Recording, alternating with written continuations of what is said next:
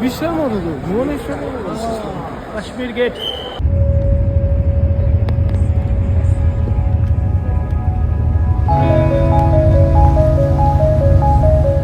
ধর্মশালা যাওয়ার আগে রাত্রে বাস হোল্ড করলো কুরুক্ষেত্রের আগে একটা stoppage.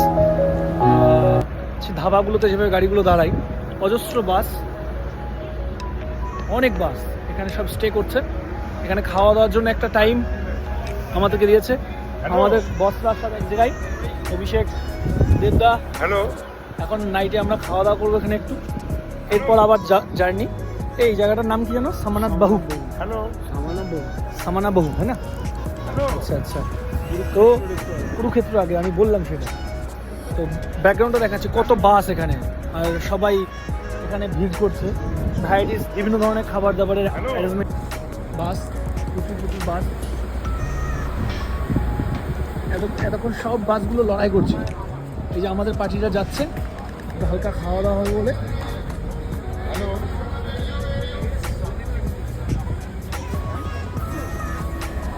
Cold drinks, Coke, snacks, कुछ खाना इधर।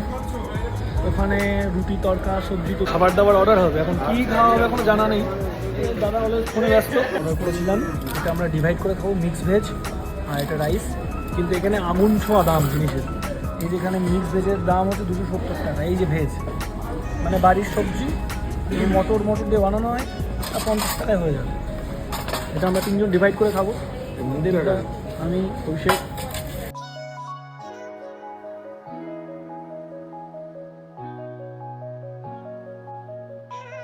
আবার রাতে জার্নি করার পর আবার শুরু হয়ে গেল। অবশেষ যখন ভোর ভোর আলো চলে আসে না, তখন ঠিক গন্তব্যে পৌঁছাবো একটা ব্যাপার, আর হালকা পাহাড় শুরু হয়ে যায়। এবং এই ভোরের বেলায় একটা আনন্দ, আবেগ তখন বেরিয়ে আসে ভেতর থেকে। তখন মনে হয় যেন বাসের ভেতর থেকে নেমে দৌড়াই, ছুটে পালাই। কি অসম্ভব লাগে ভোরের দৃশ্য, পাহাড়ের সূর্যের যে খেলা, দারুণ। আর এক্সাইটমেন্ট থাকে একটা, যে পাহাড়ের পৌঁছে গেছি, হ্যাঁ নিচ থেকে এবার উপরে গাড়ি উঠছে। এই যে ব্যাপারটা, এই যে অনুভূতিটা, যারা গেছে তারাই শুধু জানে। জাস্ট অসম্ভব।